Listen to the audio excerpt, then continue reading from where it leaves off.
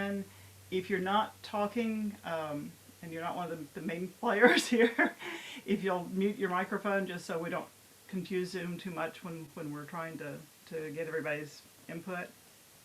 But if you have questions or anything, holler or put them in the chat, whatever is easiest for you.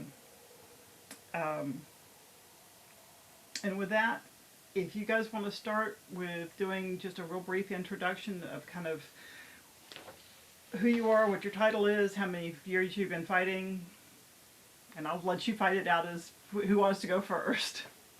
Your Grace, you have seniority. Thank you. I'm Duke Boru.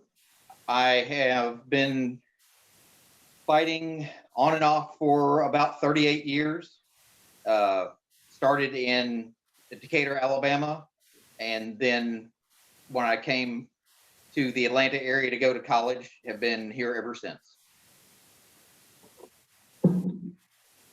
Artos? You've got seniority. I'm Artos, and I started fighting in the early '80s and carried on into the early aughts. A knee injury has kept me out from fighting, but I started out in the barony of South Downs, and that's where I live now. It's my turn now. Okay, I'm Syr Kytte, and I joined the SCA in 1990, and so yeah, 30 years, and of which I was an active fighter of roughly 15 years. I know you guys have been fighting a long time. I want you, if you can, to think back to your first time in armor. How did it feel? What thoughts were going through your head? Um, Anything that you can think of that kind of first experience? I go? Please. Okay, all right. I really, really remember that first day. Like, I actually remember what I was wearing. I remember how hot it was. And it was something that was so far outside my comfort zone. The whole time I was doing it, it was, all 10 minutes that I managed to stay in armor, was just this kind of blank amazement that I took this step for me that was huge. And, everyone's really nice to a newbie. You're not going to get there and wail on them. And this was when I, weighed in at 99 pounds and had zero upper body strength. And so, yeah, I was like, my hands were shaking when I was trying to hold the sword and shield. And it was pretty much a real watershed moment for me, because it literally changed everything in my life after that. When you took the helmet off, what did you look like? Yeah, when you took the helmet off, did you have the grin?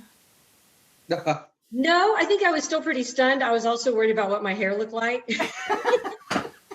I totally remember that. Like, that was this thing. And I went, oh my God, because I never did think, I was a runner. It's real solitary and mindless. And so this was just, I didn't know anybody and I had been kind of really shy. And so, yeah, I was just wondering what I would look like, all, dripping sweat and huffing and puffing. But the grin kicked in later that night. Okay. Boru, you want to jump in? Sure. I was scared to death first time I put on armor. No way. Oh yeah, I hate pain. I hate pain. And I'd never done any sort of scholastic sports, and I was just worried it was going to hurt, which real quickly you find out it's not. And pretty soon afterwards, it was like a combination of live D&D and backyard football. Plus, two of my best friends joined up at the same time I did, Sir Connell and Duke Bryce.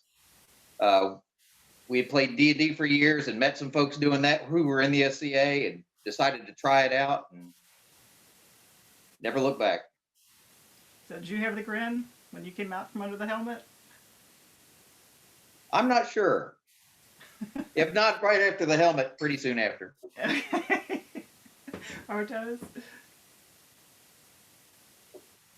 I remember two thoughts in particular running through my head. is who was going to hit me first and who was I going to get to swing at. And the first person that hit me was Sir Richard Rayfin. And that hurt. But that set a precedent for every fight thereafter. And of course, that first day, the only thing they would let me swing at was a tree.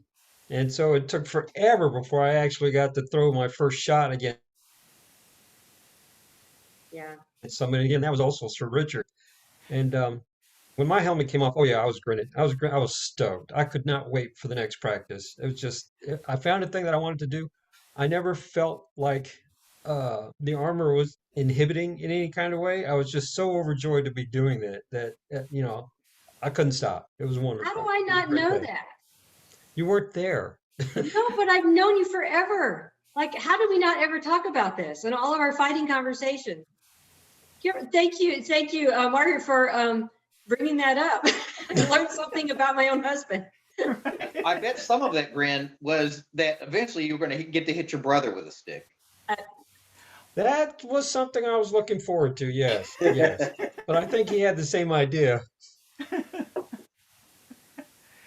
So why did you guys want to be fighters, or did you want to be fighters? What got you started on this? Me? Anybody? I'll let you guys. I will go. Oh, Baru, go ahead. Oh, okay. I think just the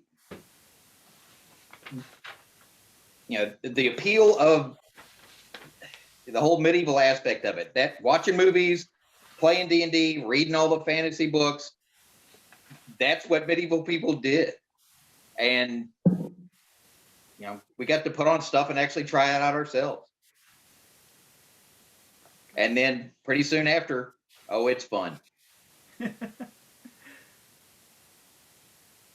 Kit? Okay. I didn't really want to at first. I was so thrilled to find the SCA and kind of find my tribe. And Robert Greenhart said, well, we ought to get you out here doing this, because the very first thing I went to was a baronial tournament at the old Georgia Avenue, Hill Street fighting place. And I was like, oh, hell no. I just went, are you crazy? But I think somehow he just planted a seed that day. And I was already kind of lost in this kind of magical world that the SCA provided. And at some point I just went, what the heck, I'm going to try it. I hadn't intended to, but then I just found myself saying, yes, I would. And again, after I did it, then I was hooked. Artos? I got started, interested, however you want to put it, because much like His Grace has said, I read all the fantasy books, read all the history books. I love the Arthurian period. My imagination was already primed for the SCA, but what really got me started was that, as Brew mentioned, my brother was already in and playing, and I watched him construct his mail shirt while we were working together. We had a family business that we all worked at one time. And I watched him do this, and then I finally saw it on, and I went, okay, I got to find out what this is all about and, how this works. And so that's what prompted me to get involved in the SCA. And then I went and I saw him in armor at his first fighter practice. I was like, okay, I got to try it. So I started making my male shirt. My first fighter practice, I had my male shirt there. I made the shirt before I ever fought. Awesome. We still have that male shirt? That's the one I wear, yes. The same one. The same one? Yeah, same shirt. Oh, that's cool. It's rusted, but it's the same shirt. Yeah. Was there a time that you can remember when you started to feel like a fighter? And if so, what caused that shift from where you're thinking, well, I'm somebody who's trying it out, to, yeah, I'm a fighter now?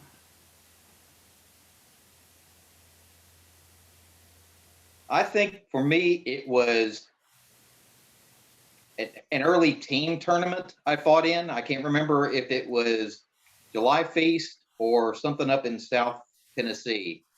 But at the point I was working with other folks as a team, I mentioned before I hadn't done any scholastic sports, but that was my first real experienced on the move teamwork, and to have somebody on the field that was depending on my skills to contribute.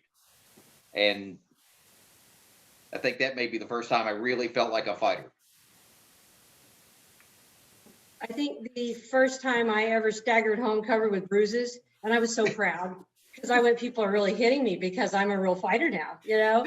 And yeah, that odd badge. And also definitely when it took me so long to get authorized. Oh God, I was the newbiest of newbie fighters ever. And it took me 6 months to authorize.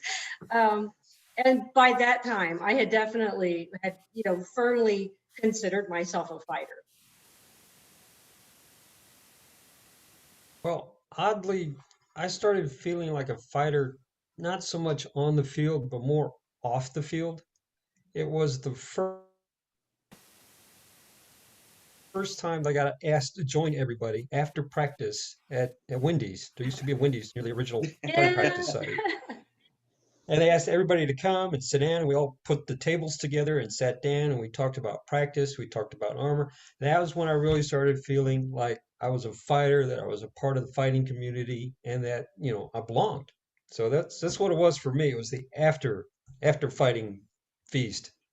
So Yeah, I that want brought it to, home. No, exactly. Yeah. if I could just add something to that. Yeah, it speaks volumes about the quality of the SCA and Meridies that I felt so welcome, you know, as somebody who had never had like a lot, again, I was introverted, didn't have a lot of friends, and to have like all these really nice people that let me just hang around with them and invited me to do things. And definitely, I felt very welcome in the fighting community in South Downs and in the kingdom in general. And these people didn't know me, and they just accepted that I was one of the pack. And that's awesome. That's amazing that you felt somebody like me could just come in and they would go, yeah, come on out on the field and give this a try. I'm going to jump in on that one because I started in Trimaris when I was in college down there and wanted to get started fighting. And they went, sure, come back when you got armor. And that's the last Oh. I heard. Yeah. Hmm. So Sorry to anyway, hear that. but it was a very different experience once you get to Meridias. Well, I'm glad to hear that. Mary Ace has it going on, yeah. Once you've had been fighting a while, did you? This is kind of gets to the heart of what I want to get into tonight. Did you ever find that you reacted differently to situations when you're not in armor? Did you react to them differently than you would have before? Um, Things that weren't even necessarily SCA related. Um, did you respond differently because you were a fighter? Do you think your responses were different than they might have been previously because of your physical prowess, or was it because of kind of the way you were thinking and responding to things? Does that make any sense at all? Yeah, I it fought does. with his questions. Yeah, No, it it's does. because I think that after spending some time fighting and building up some skill level, it really affects your self-confidence, which, you know, isn't cordoned off to just your fighting skill. If you feel better about that, you feel better about yourself in general. Mhm. And, you know, that boosts your self-image, because I was also extremely shy. And so in, you know, just out in regular situations, I think you react differently because your self-confidence is up higher. It's not that you're looking for a phone booth to jump into when there's trouble to change into your armor and handle it. It's just, I'm okay here. I can handle this, or, you know, whatever's going on. I'm not scared to go talk to that person. Just Absolutely. It affected how I felt about myself from day one. Like I stood up a little straighter and having, you know, when by the time I started actually fighting, as opposed to hitting, you know, the proverbial tree, the fact that I could go out and try to fight with, you know, these giant people like Boru, and come back and not die. I mean, not be dead for real. And the fact that I made myself overcome my fear and get out there and do this gave me a lot of courage in the rest of my life. The courage to speak up for myself, the courage to stand up for other people, maybe, and even just going into scary situations, maybe I don't know, going to medical things that I had to deal with, and which would be kind of terrifying, but I would go, but I am a fighter. And then later on, well, I'm a knight, I can deal with this. And sure, it gave, His Grace is absolutely correct. It gave me courage and confidence in every aspect of my life. I'm so grateful for that. Yeah, I would have to repeat that same sentiment. Is it bolsters your self-confidence and encourages you to be braver and be more, I don't want to say confrontational, but more assertive. Certainly, because for myself, the experience was that the same time that I was getting into SEA combat, I also changed jobs, which meant I ended up in a career where I was a low man on a totem pole, and I often got a lot of stuff that would roll downhill. You know what I mean?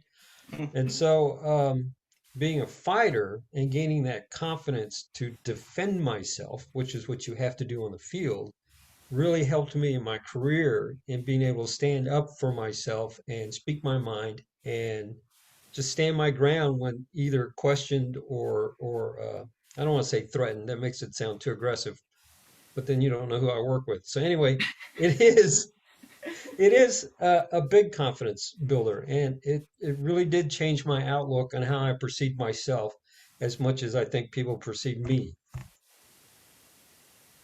I'm just curious of the people that we've got here.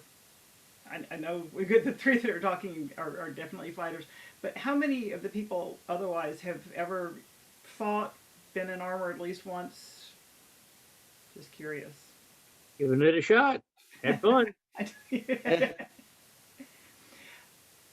Do any of you guys want to jump in on how you feel about whether your mindset changed and whether that was a result of the fighting and or had anything to do with it, or maybe it didn't. Maybe it was something else entirely.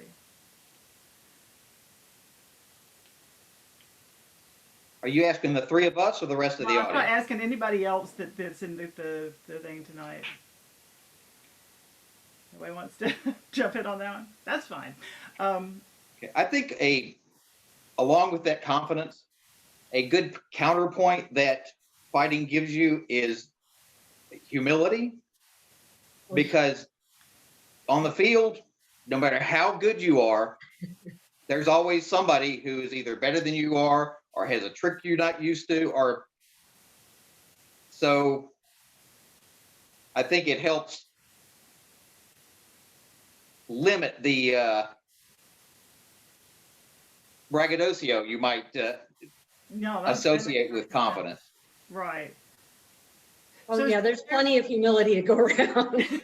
Well, I mean, you're confident, but you don't have to prove, you don't feel the need to prove to everybody that you're awesome or whatever. Yeah. Well, I think you're awesome. Well, thank you. And I hope you know I think you are awesome also. Oh, I thank you. I think you're both awesome. Oh, Artos, you're the You are awesomest. I think We were everybody talking about that here. as you started. The handsome man. Well, is it fair to say then that the fighting, the way your mind starts to work, it's harder to think of yourself as, both harder to think of yourself as a victim and also harder to think of yourself as invincible? Is that a fair way of putting it? Yes. Yeah, I think so. that's a really good way of it. Absolutely. And a side discussion friends and I have had, and fortunately I probably at some point has been in a fight, but in years and years, I haven't been in a fight, but you'll see fights on YouTube videos and stuff and see people scared. And it's like, I think I might act a little differently in that situation because it might hurt, but to get punched or hit by a stick doesn't hurt as bad as you think it might. Yeah, it definitely changes your frame of reference when it comes to pain. Yeah, well put. Thank you. Yeah, and what I thought I could bear changed dramatically. And that certainly helped, and it was a good segue into the other sport love of my life, mountain bike racing. And I don't think I would have ever had the courage to try racing a mountain bike, let alone ride one, if I hadn't already done SCA fighting. And I'm thinking, I've had people beat me senseless with a yard of rattan. I think I can ride a mountain bike. And when I would crash, it was just like I was used to bruises. Because I know some people, as new mountain bike racers, have crashed and been so upset they puked, because it was so abrupt and so painful. But I was just like, more bruises. And I'm really happy about that, because I would have never known how much fun mountain biking is. And even though I promised I wasn't going to bring it up again, I'm really glad that I was brave enough to try it. No, I want you to bring it up because I think that kind of it's directly relates to kind of what we're discussing here as far as what like I was saying earlier, that mindset where you can go, yeah, this is something I can handle, or I'm a badass, I can do this. Yeah, there was the I can't part of me got a lot smaller.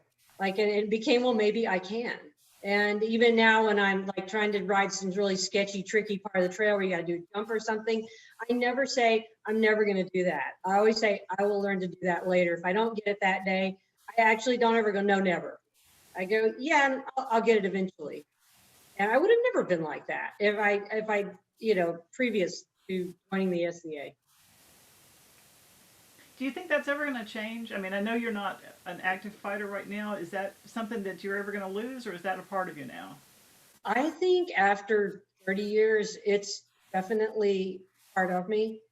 And I keep thinking, well, I'm going to have to retire and not compete anymore in these sports. But then I just do one more year, and then there's always some woman who's been doing it 2 years longer than me. And so I think the curiosity and the courage to keep going on out there and get on the starting line or trying a new form of riding or a new sport, I don't know. I don't think it's ever going to leave. I think I'm pretty hardwired at this point. And it's going to be a real bummer if I turn like 90 and I can't do anything anymore. I'm going to be really cranky. Artos, I saw you nodding. Is it? Yeah, I forgot which part was I nodding at. Oh, no. For being cranky, I think. Oh yeah. I know, Oh, yeah. you're totally right. Troublemaker. If the physicality of fighting has taught me anything, is that I've got a higher tolerance for pain than I ever thought I had, and it makes it much easier to get flu shots now. I don't even flinch. True, that is so true. But we still have to go together. Just because you don't want to go alone. Busted. Lady Rohais, we have a question from Cal. Yeah. No, that was me raising my hand for the people who were fighting earlier. So I was just. Gotcha. Okay. I'm sorry. I always forget to check chat when I'm doing these things, and I'll apologize now if I miss anything. So, okay. The next question is: at what point did you start sharing your knowledge with others? And was the role of teacher easier or harder than the role of fighter to step into? For me, I think it was the point my skill level got to where people were asking, my successes got better and people were asking me what I was doing. But part of that is I was also taking martial arts at the time. So in that, after a couple of belt levels, you start teaching the lower belt levels. So I had some experience sharing how to make physical moves. Yeah. And I probably overshared, especially when I've had a couple of drinks. But yeah, for a long time, when I was drunk, you could not shut me up talking about fighting. Is that the laugh of experience, kid? Yes. But No, you're really funny when you drink. Don't feel bad. okay. And I'm still like that. I just don't drink like I used to. Okay. Artos? Oh, I always found teaching difficult, um, because,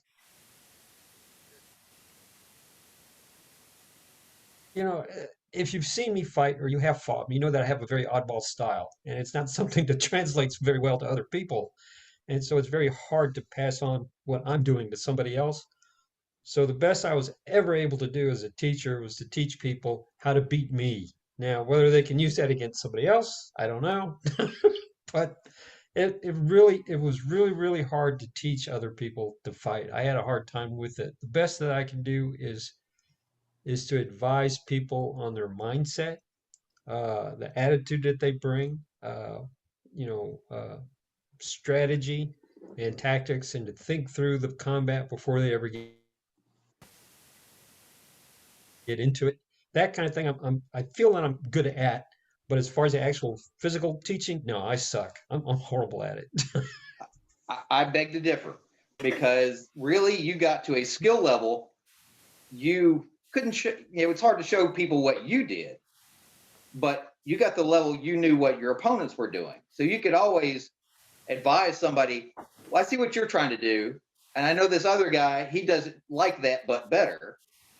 You're really pretty good at helping people adjust what they're doing, even if it's nothing like what you do. Yeah, you were really patient with me when I was new, and I thought you were really nice. I mean, I thought you were really cute too, but I don't sell yourself short. You were especially good with beginners who just were so clueless. And yeah, I enjoyed fighting with you a lot, and you did teach me some. Well, I hope But so. It just but I understand what you're saying because I don't think I ever really taught many people anything. I would certainly talk about it to the point where my father told me to stop talking about it one time. But yeah, even more so than Artos, I just had this kind of weird disconnected style, and I was, had some footwork, I guess. But not that many people were interested in me teaching them. And so mostly I just was always learning. I want to touch on something then that I think kind of some of you referenced in passing, but do you ever suffer from that imposter syndrome where you feel like your skills and your knowledge don't really measure up to other people's expectations of you, either as a fighter or as a teacher of fighting, and how do you get around that feeling? Very much, very often. And with teaching, you get around it sort of by hedging your bets with how you talk to somebody about how to do something. Well, I've seen this other guy do it really well like this, or this works for me. So you sort of couch what you're showing them to not be, this is the end all be all of how to do this. In a tournament, while you're fighting, I think you have to,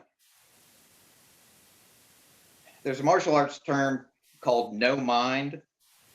It's not really that you're not thinking at all while you're fighting, but you're allowing your training and your instincts to sort of run on their own, not trying to direct everything that happens. And it can really be hard to get out of the pressure you put on yourself trying to live up to imagined expectations from other people, that imposter syndrome.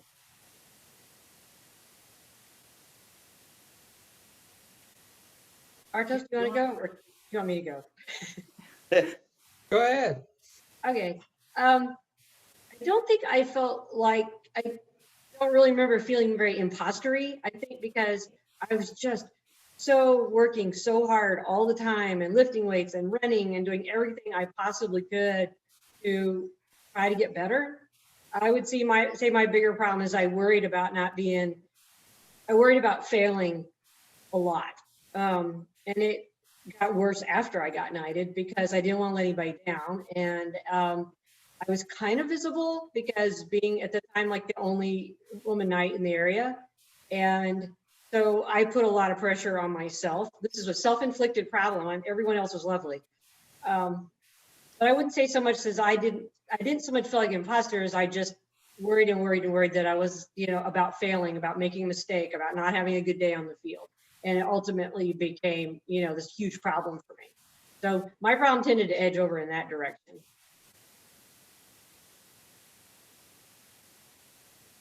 Artos? Imposter syndrome, I still suffer from it, even to this day. I did then, I do now. I mean, but in relation to the SCA in particular, and being a knight, every time I put on the belt, I question myself. I don't want to say it's that bad, but it's there. It's something you can't really fully make go away, I don't think.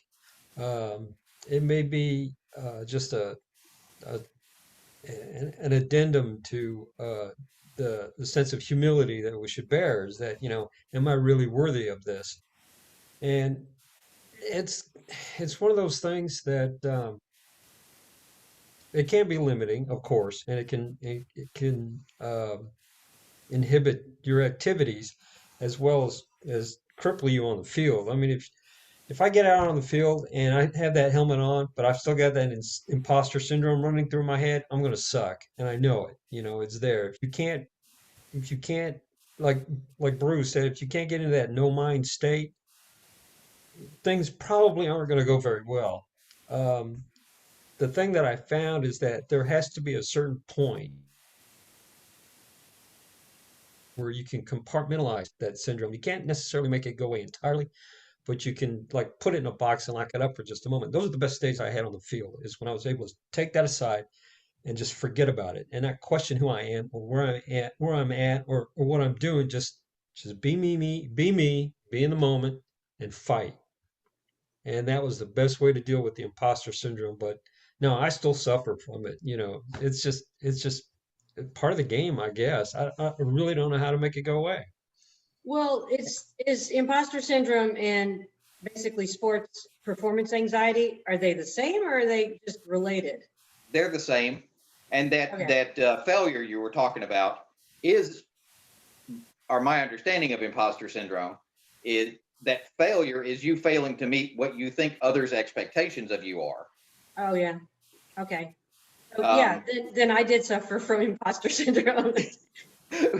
But to Artos's point about it never going away, something I got from when I was in Toastmasters, the best public speaker in the group. He looked like he took any opportunity he could to get up and be Mr. Entertainment. We were talking about the butterflies you get in your stomach from public speaking. Now it just cripples some people. He said, I still get those butterflies. I have learned to wrangle them. They're still there. They don't go away, but you learn to put them off to one side and not let them take over.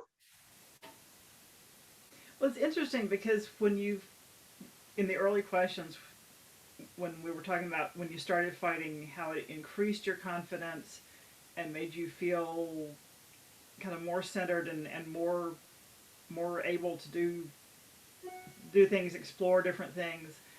And now I'm kind of hearing the opposite of, well, yeah, but now I've got this other side of me going, no, you're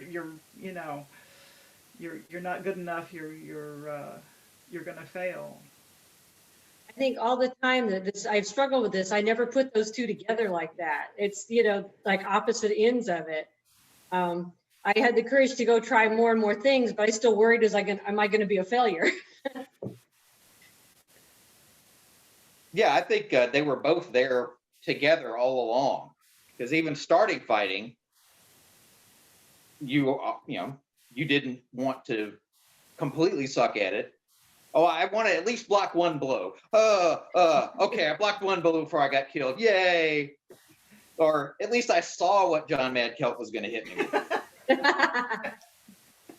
So I think the fear of failure was there all along. In fact, it may have been even worse before you started. Because when I first got in the SCA, I didn't want to be a fighter. I was going to be the arts guy, do scrolls and stuff. But my best friends were doing it and they were having fun, so I had to go along too. But I think that fear of failure kept me from starting for a month or two. So it's always been there too. Is it fair to say that when you first started out, that your expectations for yourself were lower, and the better you got, the higher your expectations got, and anytime you didn't hit that was kind of when the doubt started creeping in? Yeah. Wow. Yeah. That's very succinct. Yes. I was looking for more than that. Okay. And I think that all those expectations keep going up. They are also fluid because depending on who is there watching you fight and what you think their opinion might be, or who you just saw fight and what your self opinion compared to them is. I think that even though the expectations keep going up, they constantly raise and lower, raise and lower, raise and lower. That's actually a great point. Do other people's expectations, when you have other people watching you, does it affect your fighting? Does it affect the way you think about your fighting? Oh, completely. Yeah. Yeah. Absolutely. I mean, there are, what you imagine their expectations are because they don't tell you. And there's also how strongly you value each person's imagined expectations.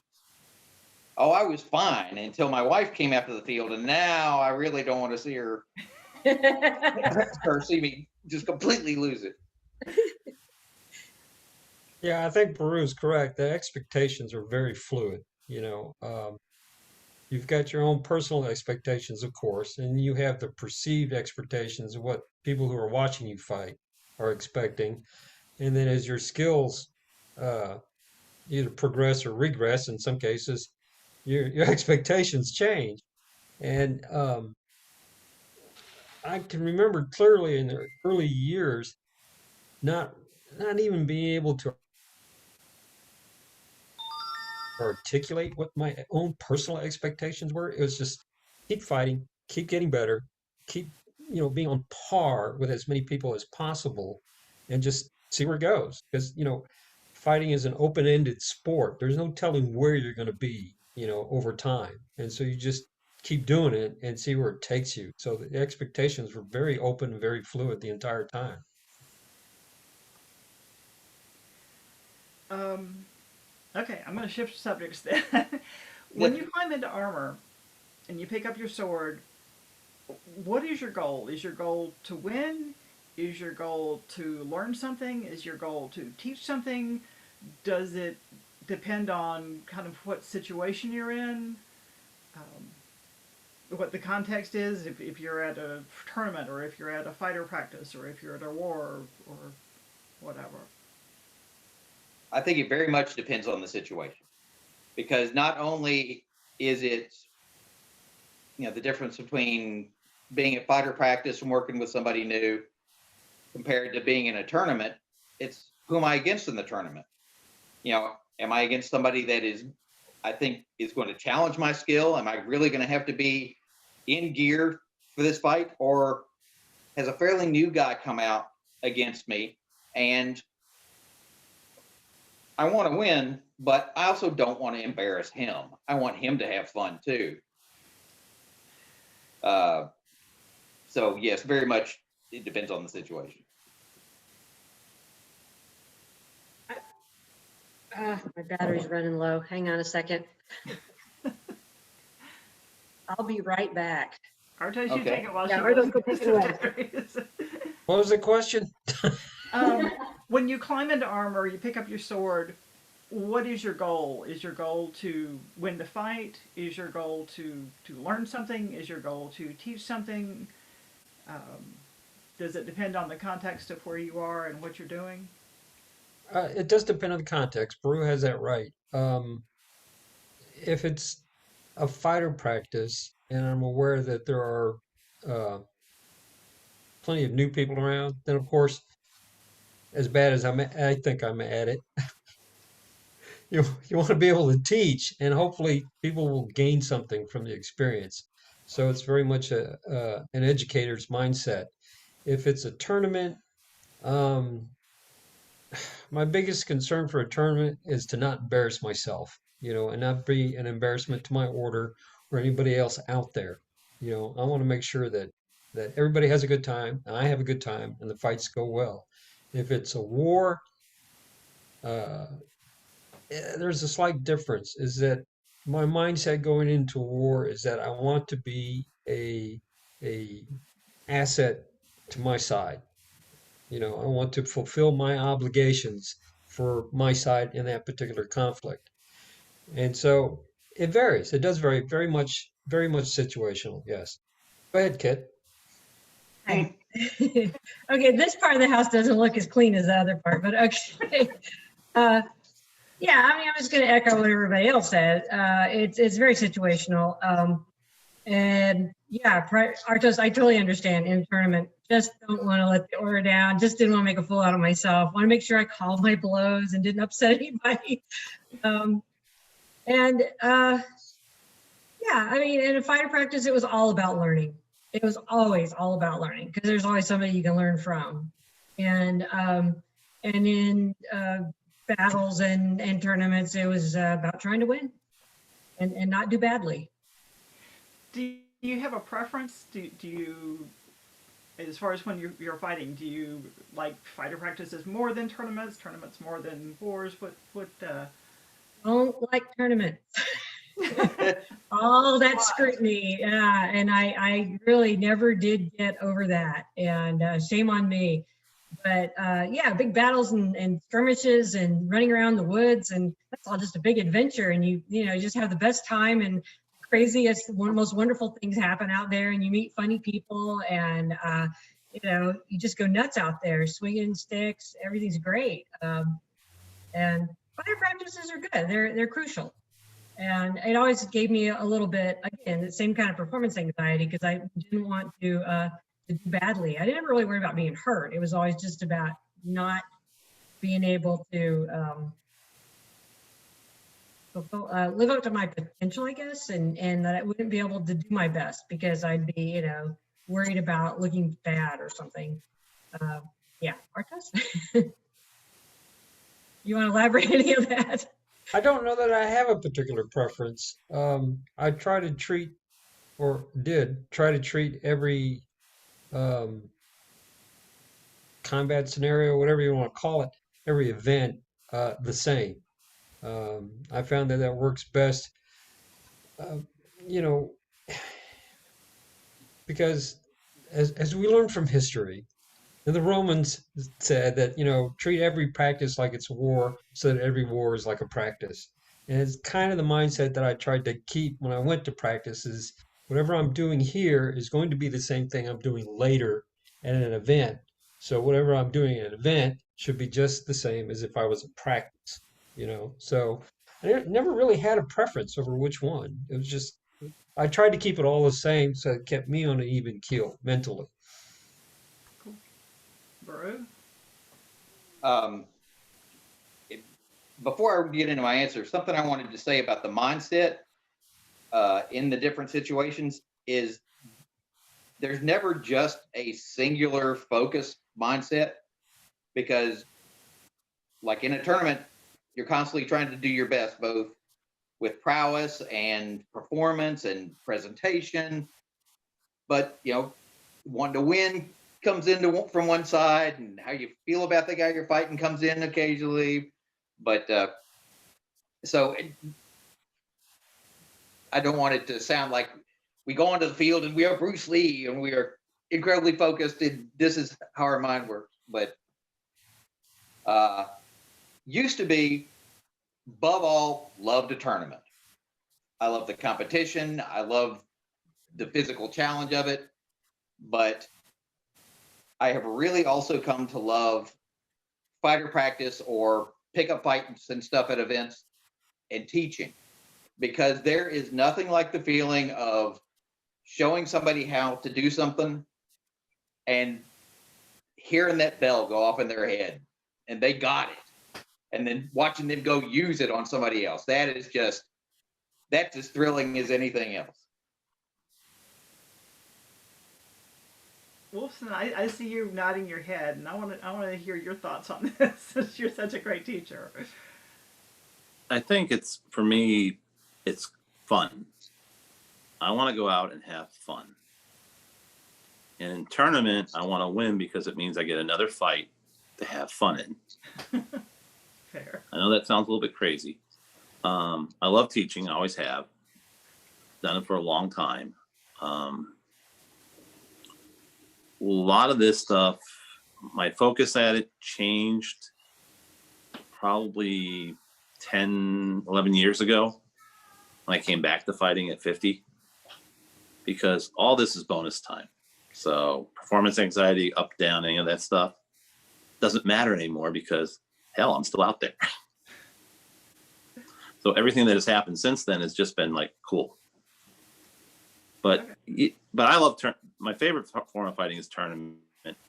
I learned melee because I had to in the East. I know it. I understand it. Is it my favorite? No. I like chivalric fighting one-on-one.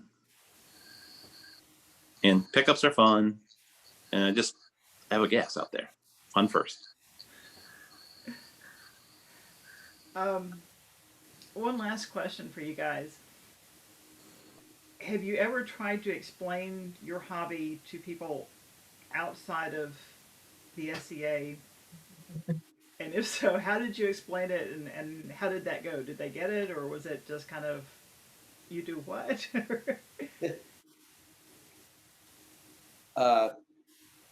Fortunately, haven't had to explain it in a long time, but usually I would either say it's like the Civil War reenactors, but the Middle Ages, or explain it more like a martial art. Just trying to find some frame of reference that they might have a grasp on to sort of point them in the direction of what we do. If they're interested and want to know more, I could talk forever about it. But if I can cover it in a sentence or two and just to quell their curiosity, great. Artos? No. Well, no, I mean, Oh, realistically, the people that I work with, most of the people that I know would never get it. Few and far between. The few times that I've tried to explain what we do, particularly with the SCA, I only saw or did that with people that I saw as potential members, future members, somebody that might actually be interested. Otherwise, kept it to myself. Didn't talk about it at all. Okay. I told everybody about it all the time. I was just so excited about it, but I did use the Civil War reference because I knew people got that. And so I would say, it's like that, but we do the European Middle Ages just for simplicity's sake. And I said, and then we go out there and we fight in armor and everybody fights everybody. There's no gender separation, which I just thought was the coolest thing ever. And yeah, I would explain it that way. And everybody that spent any time with me during my very active years, people I worked with, my family, neighbors, anyone, they got to hear it. Oh yeah. And YouTube has helped. What's YouTube that? has helped a lot because you can say, go look at a couple of videos, and if you have questions, come back. Yeah, Yeah. for real, it would help now. But when I show pictures of Artos to people now, because there's like really good pictures of you with your you're in like all these heroic poses, and I'm like, yeah, that guy, that's my husband. That was the whole highlight of my career, was being sure I was in a heroic pose for the camera. It didn't matter whether I was winning or losing, just as long as I looked good. There were so many good pictures of him. The pictures of me, I would be such a spaz. He always looked great. There are so few pictures of me fighting, and that's for a reason. Well, Mad Kelp taught him well. It's very important to look good. Right? I'm glad you said that, Baruch, because at not my first fighter practice, but the first fighter practice that I went to is John Squire. He told me that day, he said, look, there's two things we have to work on. First, we make you look good. Second, then we teach you to be good. I think I got the first one down. I'm not so sure about the second one. I am. Do that. You look very We've been good. watching old Crown List videos on Saturday. Yeah. I wouldn't question your skill either. Right? Thank you. Okay, well, any final thoughts? Anything that this has kind of sparked? Hey, I've got a story that I didn't get to tell before. Anything that you guys want to add? Mm, Nothing I can think of. Did anything occur to Wolf Stan while we were running through all this? Nah, this is your guys' show this time. Okay. We're getting in the week off. I'll wait till Or throws me on the crown tournament when um, Gaspar beats the crap out of me. If I might, leading up to this class, I thought about it, in the days leading up, and I understood, or at least I thought I understood, the whole point is to talk about the philosophy of fighting and how it affects us. And I just wanted to tell you real quickly, I remember being at a fighters collegium one time, where there was a class being taught by Master Edward Glastonbury, Yeah. one of my favorite knights in the whole kingdom. It wasn't a fighting class, it was a philosophy class. And the whole point of the class was, why do we fight? Is why do we do it? Why do we get in the armor? And why do we take the field? And a lot of people had different answers. Some people said it was because they liked the camaraderie. Some said because they liked the competition. A lot of answers, but oddly enough, I couldn't answer it. I could not answer that question. I gave it a real hard think, and I could not answer that question. Why do I do this? And it wasn't until months later that I went back to Edward and I told him, I said, Eddie, the reason why I do this is because it allows me to be me. And that's the only reason why I ever stuck with fighting, because when I'm in armor and I'm on the field, I feel more at home and more like myself than at any other time. Is I feel like I'm myself at that time. I think that's a fantastic answer. And I'm going to put it at you guys now. Do you feel more like yourself when you're in persona specifically, but also just in fighting, in your fighting? How am I trying to say this? As a fighter, not specifically being in just in persona, but as a fighter, does that make you feel more yourself than you do other times? that's a hard question. Yeah. I don't know that it makes me feel more like myself, but it is definitely a situation of greater comfort because I am in not necessarily fighters, but just the SCA in general, or at least until COVID happened and everybody's only interacting over Facebook. But courtesy and chivalry and kindness are just more valued than they are in the real world, it seems like. And that's who I am, so I'm more comfortable in that situation. I think it makes me feel more like who I want to be. Ooh, It's good like answer. kind of like this. I know, right? I like your answer. Thank you. But yeah, and I'll just leave it at that. All right. I think that's that really is a great answer. Does anybody have any final thoughts? Anything that you guys want to add? All right. I just thank have a you. question. I'm curious if anybody knows this. What are they going to do about Crown List? Don't know. Oh no. Okay. Because it dawned on me that October just sailed on by and I never gave it another thought. And I went, what are they going to do? I mean, I have no problems with our current king and queen, obviously. I was just curious. They talked about having one in February, but right now, Who knows? who knows?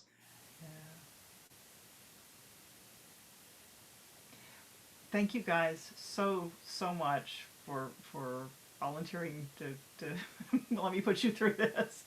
I can't thank you enough. I really truly appreciate it. Glad to. Oh, thank you for for having me. having us. Yeah, thank you Bravo, so thank you. much for the opportunity to gather with everybody and for also making me think about this stuff. You know, it's like I was going over your questions ahead of time for a while, and it gave me a lot to think about, and it was good. I enjoyed that. And thank you for letting me see Kit and Artos, who I think I haven't seen in forever. No, It seems that way, thank you doesn't so it? much. It Oh, does. good to see. It's great to see all of you. Yes. Great idea, Rohis. Good night, all. Thank you. Good night. Bye. Good night.